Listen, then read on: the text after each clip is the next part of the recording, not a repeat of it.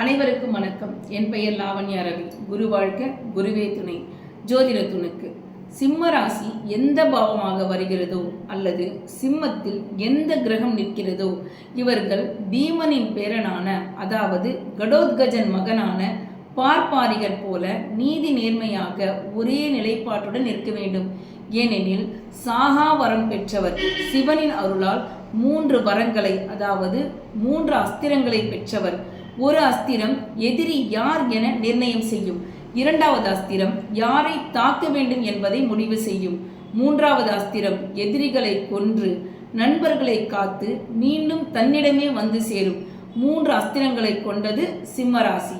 எனவே சிம்மத்தில் இருக்கும் கிரகம், அதன் சாரம், அதில் தர்மமாக இருங்கள். அதற்கு மட்டுமே இறைவன் கண்ணன் துணை நிற்பான். ஏனெனில் குருட்சேத்திர போரில் 18வது நாளன்றின் முடிவின் சாட்சியாக, அதாவது யுத்தகலத்தின் சாட்சியாக பார்ப்பாரிகன் இருந்தான். பார்ப்பாரிகன் போரில் கலந்து கொண்டான். அந்த 3 அஸ்திரங்கள் அவனுக்கு உறுதுணையாக நின்று முழு போரையும் அவனே முன்னின்று முடித்து விடுவான். எனவே அப்புறப்படுத்த எண்ணிய கிருஷ்ணர் கலபலியாக அவனை கொடுத்து விட்டார்கள். போரில் ஒரு சத்திரியனை பலியிட்டார்கள். ஆனால் பார்ப்பாரிகன் இசைந்தாலும் தானும் போரை கண்ணார காண வேண்டும் என்று இறைவனிடம் வரம் வாங்கினார். அதன் பெயரில் அவனது தலையை கொய்து போரை காண மலை குன்றின் மேல் வைத்து விட்டார்கள். போரின் இறுதியில் தன்னால் தான் போரை ஜெயிக்க முடிந்தது என பாண்டவர்கள் அனைவரும் இருமாப்புடன் நடந்து கொண்டது மட்டுமல்லாமல் கண்ணனிடமே அதை பற்றி கூறியதால் அவர்கள் அனைவரையும் பார்ப்பாரிகனிடம், அதாவது தலையிடம் அழைத்து சென்று கேட்டார். தலை பதில் கூறியது.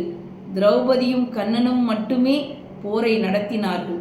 எனவே சிம்மத்தில் உள்ள எந்த கிரகமானாலும் ஆர்ப்பரிக்காமல் அடக்கமாக தன்னை முன்னிறுத்தாமல் சென்றால் அவர்களுக்கு முதன்மையான இடம் கிடைக்கும்.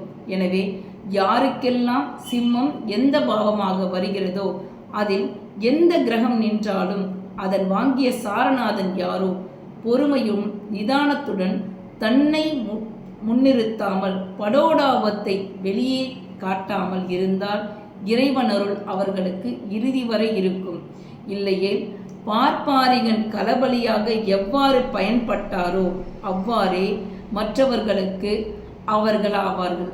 எனவே சிம்மம் எந்த பாவமாக வருகிறதோ அதில் ஆடம்பரமோ அலட்டலோ இல்லாமல் இருந்தால் மிகச் சிறப்பு. சிம்மராசி நடப்பு தசா அந்தரமாக வந்தாலும் அதில் நேர்மையாக நடந்திட வேண்டும்.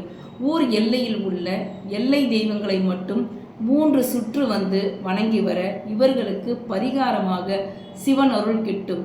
சிம்மம் நீதி நேர்மை தவறாது ஆளுமை செய்தால் மட்டுமே வெற்றி கிட்டும். சிவனருள் பெறுவோம், சிறப்புடன் வாழ்வோம். மேலும் ஜோதிட ஆலோசனைக்கு லாவண்யா ரவி. நன்றி, வணக்கம்.